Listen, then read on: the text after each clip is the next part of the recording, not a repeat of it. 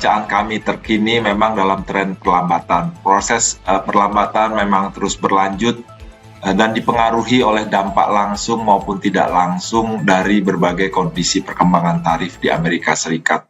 Keputusan ini konsisten dengan fokus kebijakan jangka pendek pada stabilisasi nilai tukar rupiah dan menarik aliran masuk investasi portofolio asing dari dampak meningkatnya ketidakpastian global dengan tetap memperkuat efektivitas transmisi pelonggaran kebijakan moneter dan makroprudensial yang telah ditempuh selama ini. Kedepan, Saudara, Bank Indonesia akan terus mencermati ruang penurunan suku bunga BI Rate lebih lanjut dengan perakiraan inflasi 2025 dan 2026 yang terkendali dalam sasaran 2,5 plus minus 1% serta perlunya untuk turut mendorong pertumbuhan ekonomi yang lebih tinggi. Pelonggaran kebijakan makroprudensial diperkuat dengan meningkatnya efektivitas implementasi pemberian likuiditas kepada perbankan dalam percepat penurunan suku bunga dan kenaikan pertumbuhan kredit, pembiayaan ke sektor real, khususnya sektor-sektor prioritas pemerintah. Kebijakan sistem pembayaran tetap diarahkan untuk turut mendorong pertumbuhan ekonomi melalui perluasan akseptasi pembayaran digital, penguatan struktur industri sistem pembayaran, dan peningkatan daya tahan infrastruktur sistem pembayaran. Rapat Dewan Gubernur Bank Indonesia pada tanggal 18 dan 19 November 2025 memutuskan untuk mempertahankan BI Rate sebesar 4,75%. Demikian juga suku bunga deposit facility tetap sebesar 3,75% dan suku bunga lending facility tetap sebesar 5,5%. Kami diskusikan terkait dengan bagaimana Bank Indonesia melihat kondisi global yang secara umum menurut bacaan kami terkini memang dalam tren perlambatan. Proses perlambatan memang terus berlanjut dan dipengaruhi oleh dampak langsung maupun tidak langsung dari berbagai kondisi perkembangan tarif di Amerika Serikat. Dampak langsungnya tentu ini akan berpengaruh terhadap bagaimana global value chain yang terjadi dan juga kemudian berdampak terhadap inflasi yang terus masih belum turun dengan cepat. Itu yang terjadi di Amerika Serikat sendiri. Secara khusus kami sampaikan government shutdown yang dilakukan secara temporer ini berdampak terhadap bagaimana pengeluaran pemerintah yang kami perkirakan berdampak terhadap pertumbuhan Amerika Serikat yang akan lebih lambat di tahun 2025 ini dan berlanjut di tahun 2026. Sementara negara-negara lain, Jepang kita lihat juga belum kuat. Sementara itu Tiongkok permintaan domestiknya masih belum cukup kuat meskipun ada beberapa stimulus yang memang belum cukup kuat.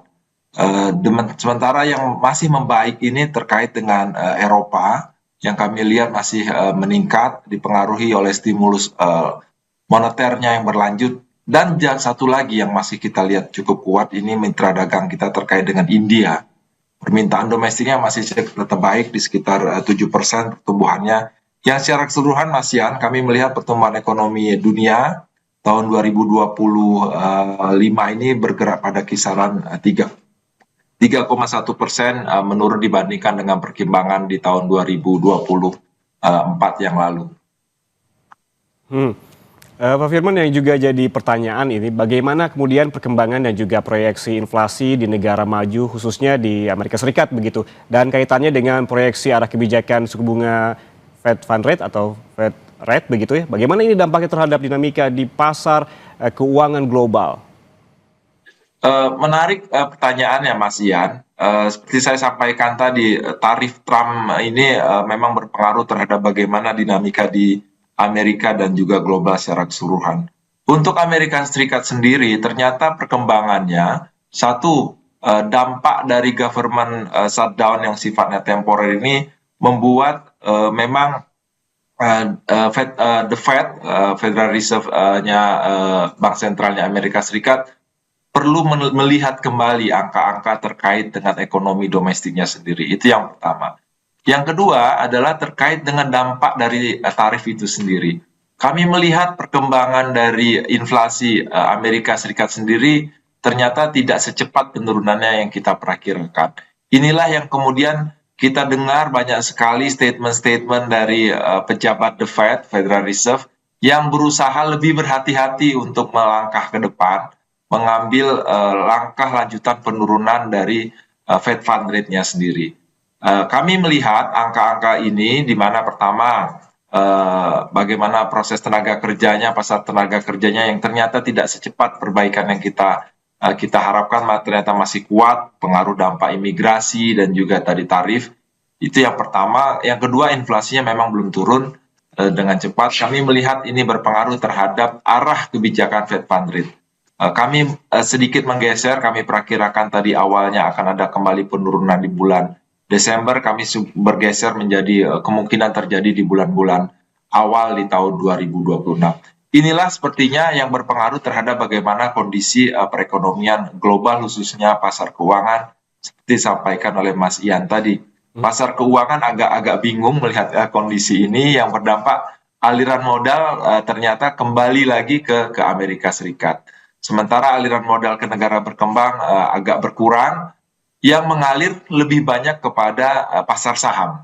Inilah yang membuat bagaimana dolar Amerika Serikat kembali menguat dalam beberapa perkembangan terakhir dan menekan banyak mata uang di negara berkembang termasuk Indonesia.